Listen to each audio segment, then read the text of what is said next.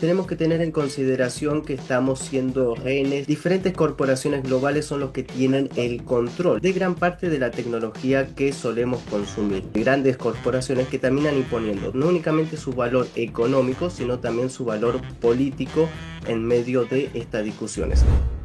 Bueno, Tadeo, queríamos conversar un poco acerca de un debate que se está dando en buena parte del mundo, pero hacer foco en el sur global.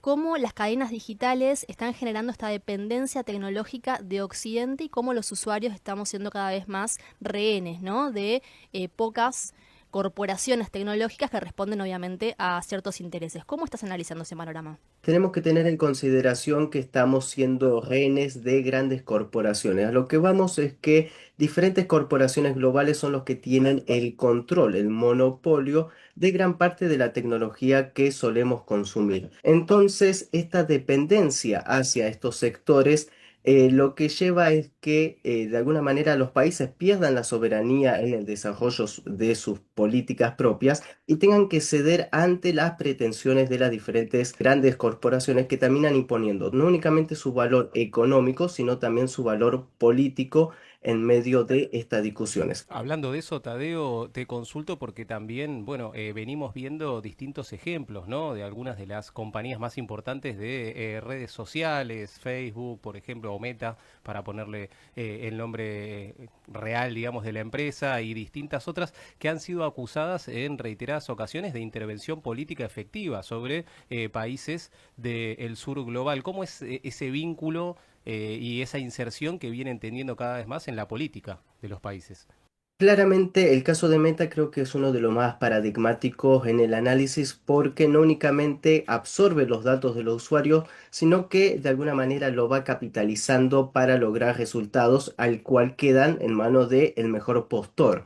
A lo que vamos es que la utilización masiva de los datos de la persona, su estado de humor, qué es lo que publica, las modas, son focalizados en una manera en la cual puede cambiar la balanza electoral. Esto lo hemos visto y todo el sur global ha sido totalmente permeable en medio de estas campañas mediáticas que utilizan los diferentes focos, principalmente en las redes sociales, en los cuales también tiene que ver mucho con las faltas de políticas de privacidad que esto mismo genera y cómo incluso los diferentes contratos terminan perjudicando siempre al usuario en beneficio de las grandes corporaciones que además de beneficiarse de los datos del usuario de manera gratuita, también genera gran rédito tanto monetario como también político.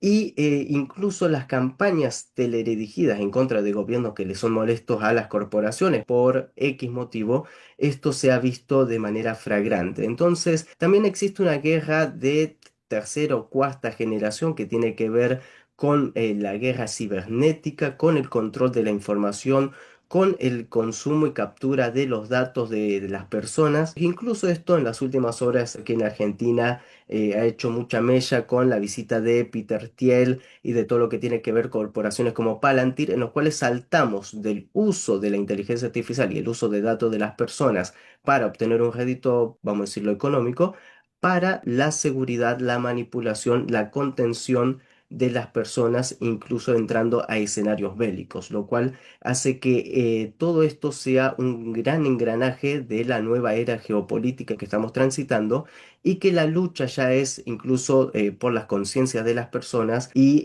existe también esta guerra, vamos a decirlo, psicológica de imposición de ideas a las grandes masas sin que estas mismas se estén dando cuenta. Tadeo, ¿cuál podría ser alguna estrategia, ¿no? De los países del sur global o si hay estrategias que puedan contrarrestar esto? Porque además también te sumo un elemento que es que en general todas estas compañías terminan manejándose por leyes de sus países de origen, ¿no? Y los servidores, ¿no? La información termina siempre yendo a los servidores de esos mismos países, con lo cual a la hora de poder nada, tener algún tipo de soberanía sobre esa información, cada uno de los países del tercer mundo o del sur global quedan atados a la legislación extranjera, ¿no? Por ejemplo. Sí, y no solo eso, estimado Alejandro, sino que esa misma legislación la han impuesto las mismas grandes corporaciones en sus propios Claro. países de origen, lo cual todavía hace más complicado y más tenso toda esta situación.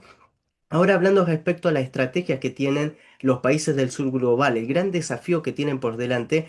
Creo que en el último escenario bélico, el de la República Islámica de Irán, quedó demostrado cómo un país puede contener esta situación. Incluso antes del conflicto estallado el 28 de febrero, durante el mes de enero, en las grandes protestas que se habían hecho, en los cuales se utilizaron principalmente toda la red de Elon Musk satelital para manipular a la conciencia, el gobierno iraní logró contrarrestar de manera muy soberana todo esto, que tiene que ver primero con una limitación respecto al uso de las plataformas digitales desde el exterior y la imposición de, vamos a decirlo, en un ecosistema, una plataforma nacional propia. Esto ya se vino desarrollando en China, el cual es muy interesante porque China, si bien no está desconectada de la Internet global, tiene una propia intranet nacional en los cuales el consumo de aplicaciones, el consumo de datos y todo siempre queda en manos chinas. Lo mismo ha estado desarrollando Rusia desde el año 2022 hasta acá. ¿Existen alternativas? Sí, pero a lo que tenemos que ir es que necesitamos en este siglo XXI de las grandes tecnologías